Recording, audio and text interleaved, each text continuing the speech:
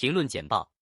全球思想者的专业媒体，来自各大智库、顶级媒体。评论简报由6度团队整理而成。法国魏什谟不屈逐卢沙野。外交政策。中国驻法国大使卢沙野 Louchet 用一连串煽动性的媒体噱头激怒了他的东道主，这些噱头已经恶化了双边关系。在卢在4月法国广播公司 LCI 否认前苏联国家的主权后，许多欧盟议员呼吁法国宣布卢不受欢迎的人。所有3个波罗的海国家都召见了他们的中国大使，要求解释。反击很快，法国外交部称卢的言论不可接受。总统埃马纽埃尔·马克龙 Emmanuel Macron 也批评卢说，使用这种语言不是外交官的地方。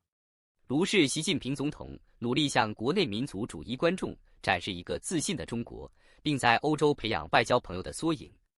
这2个目标经常相互矛盾，卢强调优先考虑前者。卢普1964年出生于南京，他说他相对没有受到文化大革命的影响。他的亲法背景促使他在中国外交部担任多个与非洲有关的职位。卢对西方的好斗态度早于习近平的战狼外交。2022年5月，卢作为当时的联合国成员登上法国电视台。人权事务负责人蜜雪儿·巴切莱特 Michelle Bachelet 正在访问中国新疆，声称据报道被拘留的维吾尔人实际上是教育中心的实习生，而不是被拘留。迄今为止，法国仍然与中国保持住已批准的引渡条约。一些欧盟议员感到难以理解的是，法国在卢先生多次粗俗、侮辱和犯罪过激之后，仍未驱逐他。中国与太空战略不稳定。外交官。美国和平研究所中国问题高级专家卡拉·弗里曼 （Carla Freeman） 博士表示，中美之间日益激烈的竞争正在给太空作为稳定的环境带来压力，并可能给使用核武器带来风险。中国和美国加快了对太空的投资，因为他们认为这是推进其科学、商业和安全利益的一种方式。美国还利用太空保障国家安全，如导弹发射和战略核支援太空基础设施。中国正在投资以获取优势，以挑战美国的能力。中国和俄罗斯也在发展太空关系，这种关系可能会扩展到针对美国资产的反太空能力。弗里曼说，如果没有一个国际制度来解决太空、拥堵和技术部署方面的新活动，太空中可能会发生一场工地悲剧。太空充斥住对使用空间具有不同兴趣的新参与者，技术创新正在改变空间的使用方式，可能使轨道空间混乱，并威胁现有卫星的空间碎片和计划中的巨型星座部署的数量正在增加，它们可能使空间的某些部分无法使用。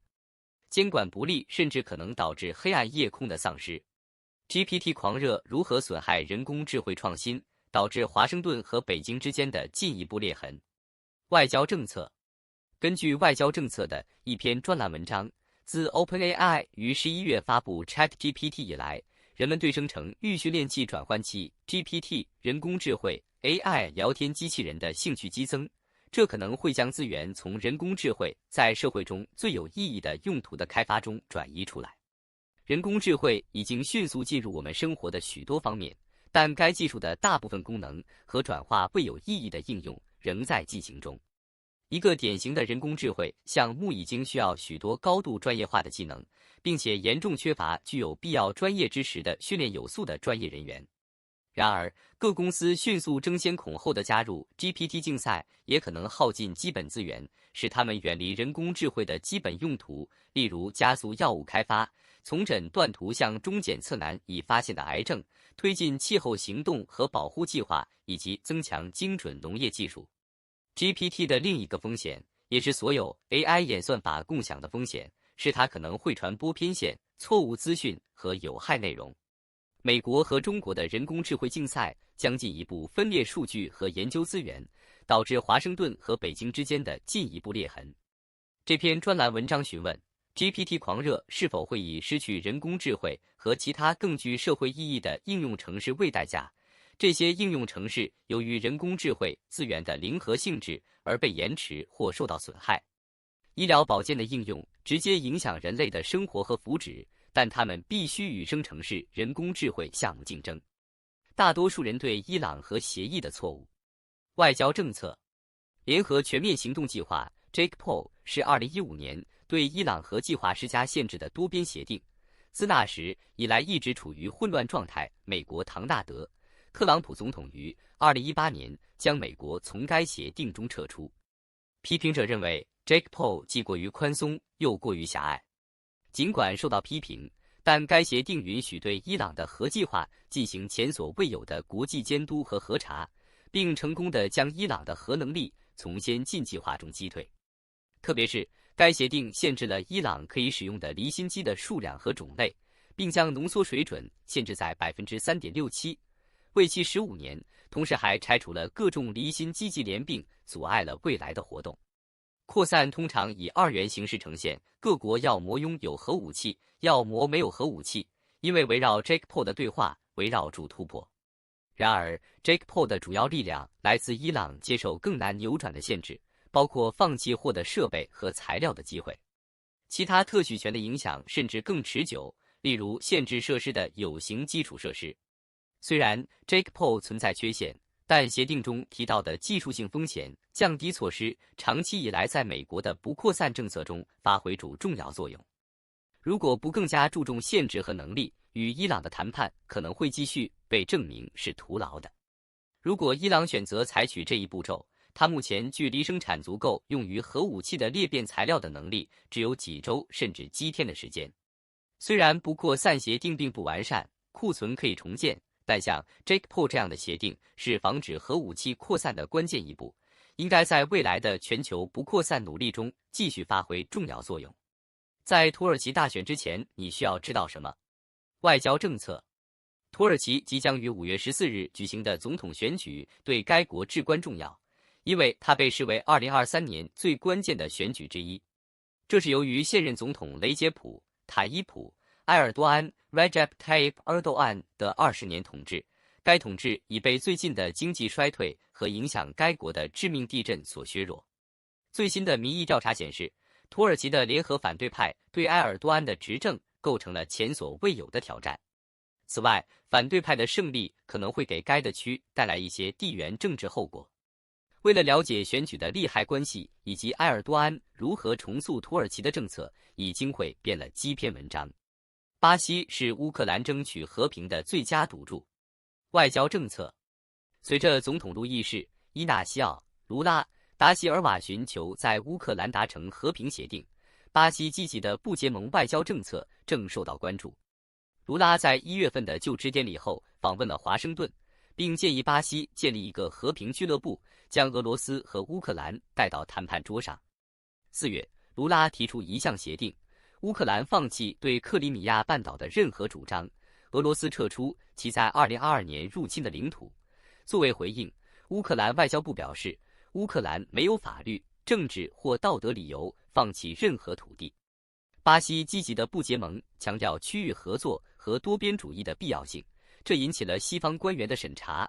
他们对非洲、亚洲和拉丁美洲的许多国家拒绝加入对俄罗斯的制裁或向乌克兰运送武器感到困惑。积极的不结盟不是偏袒任何一方，而是涉及高度校准的外交，根据每个问题本身的优点来评估每个问题。巴西的行为是积极主动的，总是在国际舞台上寻找新的机会，而不是被动地接受现状。巴西强大的外交传统和建立联盟的能力，以及其作为无与伦比的诚实经纪人的历史，使其处于为乌克兰带来和平的理想位置。卢拉之前与伊朗达成协定的努力可以成为西方国家的教训，允许以前未参与的各方在全球事务中发挥更积极的作用。巴西的下一步可能是将印度纳入和平俱乐部。印度外交部长在保持 G21 制方面发挥了关键作用。塔利班旨在愤而治之。外交政策。联合国正处于阿富汗的生死攸关的时刻，他必须在正直和与塔利班合作减轻饥饿和痛苦之间做出选择，并有可能成为极端主义组织的工具，同时放弃其基本原则。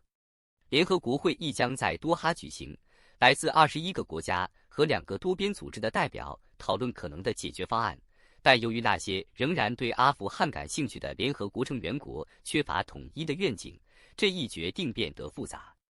俄罗斯、伊朗和中国更关注反恐和贸易，而不是防止饥荒和经济崩溃。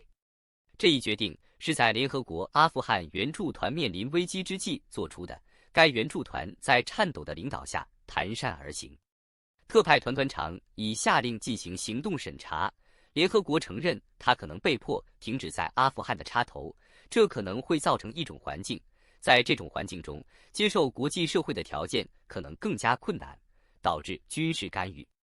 这种情况给已经受到恐怖主义和人道主义危机困扰的阿富汗带来了灾难。其邻国包括巴基斯坦、塔吉克、乌兹别克、中国和伊朗担心同样的事情即将到来。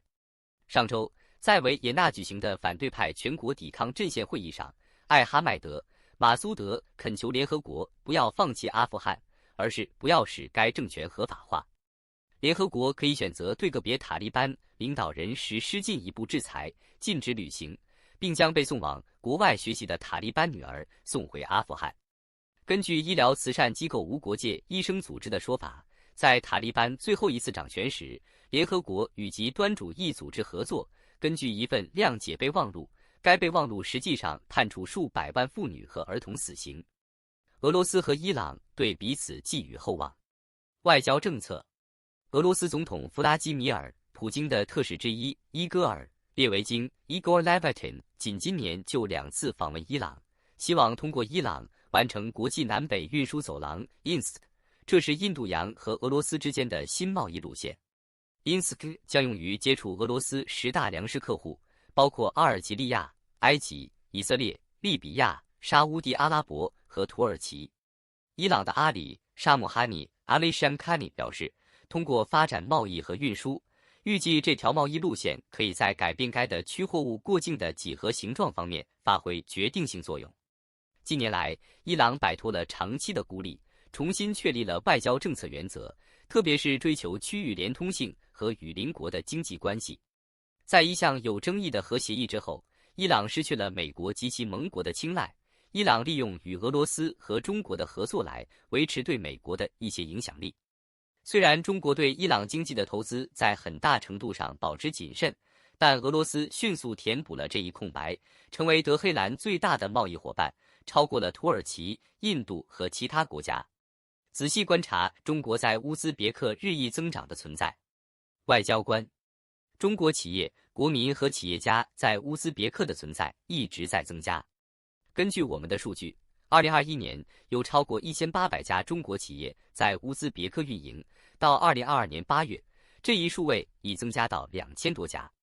到2023年，中国企业的存在预计将进一步扩大。总体而言，我们的研究发现，居住在乌兹别克的中国公民的总体满意度为7分，满分10分。尽管面临一些挑战，但主要的积极方面是当地人的热情态度和国内的安全感。中国企业和投资正在乌兹别克创造更多的就业机会。中国在乌兹别克的影响力很大，81%的受访者认为中国现在在全国拥有强大的经济影响力。然而，相当一部分当地居民对乌兹别克越来越多的中国人和企业仍然感到不安。当被问及他们对这一趋势的态度时，只有24%的人认为这是积极的，而48%的人表示消极的态度。尽管如此，人们对中国制造产品的看法已经发生了积极变化。